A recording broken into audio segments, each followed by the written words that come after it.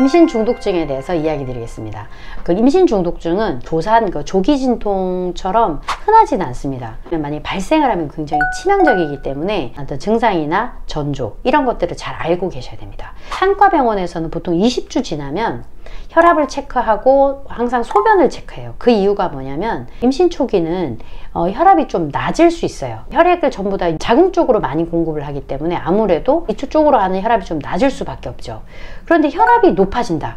그럼 이거는 이상한 증상이죠. 근데 보통 혈압이 너무 높아진다든지 소변에 단백뇨가 나온다든지 이런 것들은 임신 중독증의 말하자면 중요한 단서가 될 수 있습니다. 임신 중독증의 증상 중에 초기에 나타나는 증상은 머리가 너무 아프다든지 그 위쪽 배가 너무 아프다든지 눈이 흐릿흐릿한 증상 이런 것들이 있을 수 있는데요. 임신 중독증은 그럼 왜 생기느냐? 임신성 고혈압하고 연관이 돼 있거든요. 아기한테 혈류를 공급할 때 태반을 통해서 공급합니다. 실제적으로 자궁에서 엄마가 혈관을 쫙 쏴서 보내는 게 아니라 태반이라는 피해 호수가 있어요. 그쪽으로 혈류를 보내주면 이 태반에서 아기가 쫙 받아서 쓰는데, 만약에 태반에 문제가 있으면, 혈액 공급에 문제가 있다, 그럼 엄마는 이만큼 주는데 아기를 그거를 못 받는다, 그러면 혈압을 점점 높입니다. 왜냐하면 자궁 쪽으로 혈액이 못 들어간다고 인식이 되면 계속 혈압을 더 높이는 거예요. 그러면 전체적으로 혈압이 높아지게 됩니다. 태반의 혈관에 문제가 있다면 그것뿐만 아니라 우리 몸에 있는 모든 혈관에 어떤 그런 혈류 공급에 뭐 혈전이 있다든지 그런 혈관에 문제가 있을 수 있겠죠. 혈압이 너무 높으면 그쪽 혈관이 터지기 쉽겠죠. 그럼 머리 쪽의 혈관이 터지면 전자강증, 경련 같은 걸 일으킬 수 있고, 간에서 만약 그런 혈관이 터지게 되면 간혈종 같은 게 생길 수도 있고, 눈 쪽에는 아주 작은 모세혈관이 있는데 그런데 터지거나 이렇게 되면 망막이 박리가 된다든지 시력에 문제가 생길 수 있는 그런 증상이 생기는 겁니다. 그리고 또 하나는 폐부종 같은, 폐에도 혈관이 많으니까, 그러니까 폐부종 이런 증상이 생길 수도 있고, 그렇지만 아기 입장에서는 혈액이 잘 공급이 안 되는 거예요. 그러니까 아기가 잘 자라지 못한다든지, 아니면 태반이 떨어져 나가버리는 태반 조기 박리라든지, 그러면 조산이 잘 되기도 하겠죠. 그래서 이런 임신 중독증은 태아뿐만 아니라 모체에도 굉장히 치명적인 어떤 그런 문제를 일으킬 수 있기 때문에 미리 찾아내고 예방하는 것이 굉장히 중요합니다. 만약에 이제 임신 중독증이다, 임신성 고혈압이다, 이런 게 확인이 되면 보통은 입원해서 혈압 조절을 하면서 우리가 이제 분만할 때까지 아주 세심하게 모니터링을 해야 되는 게 이제 되게 중요합니다. 그리고 고위험이신 분들은 보통 초기부터 아스피린을 복용한다는 등의 그런 치료를 하실 수도 있습니다.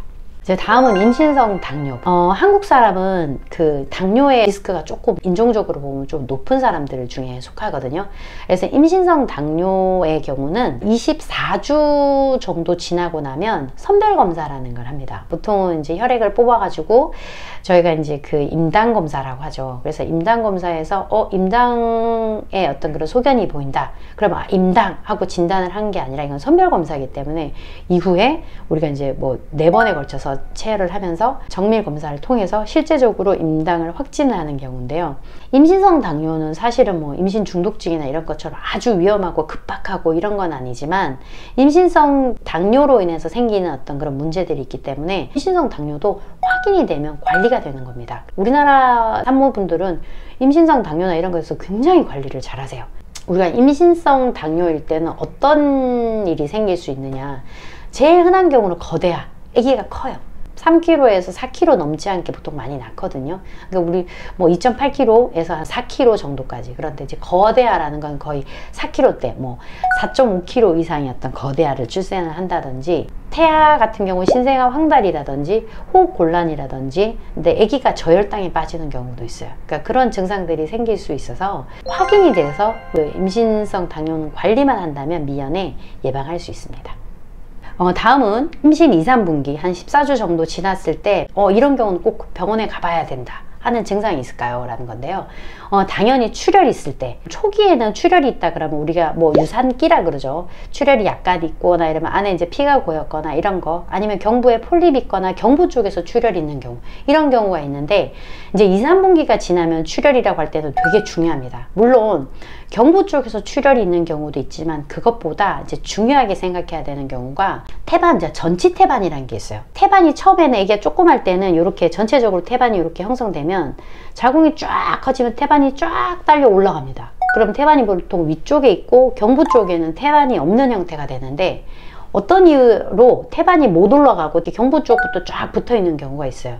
그러면 나중에 경부 쪽으로 아기가 나와야 되는데 여기에 태반이 있으면 태반이 자극이 되면 이쪽에서 피가 날 수 있겠죠. 그리고 만약에 아기가 나온다고 치면 태반을 뚫고 나와야 되면 피가 엄청 많이 나올 수 있겠죠. 위치가 바뀌어 있는 이런 전치 태반의 경우는 기본적으로 자연분만을 할 수 없습니다. 그리고 만약에 조기 진통이나 진통이 생긴다면 빨리 수술을 해서 아기를 낳아야 되거든요. 왜냐하면 이렇게 진통이 생기거나 밑으로 내려가면 여기가 피가 다 터지겠죠. 그렇기 때문에 전치 태반은 아는 것이 되게 중요합니다. 보통 우리가 전치 태반은 초음파를 보면서 선생님들이 태반의 위치를 미리 확인하시는 경우가 많고요. 전치 태반인 경우는 피가 날 수 있어요. 또는 태반 조기 박리라는 게 있어요. 태반은 출산할 때 같이 이렇게 아기가 나오고 그다음에 떨어져야 되는데 어떤 여러 가지 이유로 태반이 미리 떨어지는 거죠. 그럼 태반이 떨어지면서 피가 이렇게 많이 고이면 그게 일부가 이렇게 흘러내려와서 피가 날 수 있어요. 그럼 태반 조기 박리는 초응급입니다. 임신 중기에 갑자기 피가 나요. 뭐 배가 아플 수도 있고 안 아플 수도 있지만 피가 난다 그러면 무조건 병원으로 빨리 뛰어가셔야 됩니다. 뭐 전치 태반은 사실 미리 아는 경우도 있지만 태반 조기 박리 같은 거 모르는 경우도 많거든요. 그리고 당연히 배가 아프면 병원에 가셔야 되는데요. 하루에 한 번 정도 이렇게 배가 좀 아팠다 말았다 이런 정도가 아니라 1시간에 3번 정도, 뭐 4-5번 정도 계속 수축이 있었다가 풀렸다 있었다 풀렸다 이러면 아까 제가 말씀드린 것처럼 조기 진통 가능성이 있다고 말씀드렸죠. 그래서 이런 경우는 바로 가서 수축 검사를 해서 확인하셔야 되고요. 또 하나, 뭐 물 같은 게 쫙 흘러요. 그러니까 환자들이 선생님 소변도 안 봤는데요, 소변처럼 따뜻한 물이 흘러요, 이러면 저희는 다 긴장을 하죠. 양수일까봐. 양수일 가능성이 굉장히 높거든요. 양막이 파수가 되면 얼마 후에 조기 진통이 생길 확률이 굉장히 높고, 근데 제가 말씀드린 것처럼 한 37주는 지나서 아기를 낳아야 되고 최소한 36주는 넘어야 되는데 아기가 32주, 30주 이때 양막이 파수가 되면 조산할 가능성이 굉장히 높아집니다. 양막이 파수가 되면 폐성수 문제도 있기 때문에 이 경우는 일단 물이 뭔가 나의 의지와 상관없이 물이 흘러내린다, 이럴 때는 양수의 가능성을 항상 생각하고 바로 병원으로 가셔야 됩니다. 지금까지 2분기, 3분기 산모분들이 이제 체크해야 될 사항, 나타날 수 있는 증상, 특히나 위급하고 빨리빨리 행동해야 되는 것들에 대해서 살펴보았습니다. 지금까지 이은정 산부인과의 이은정이었습니다.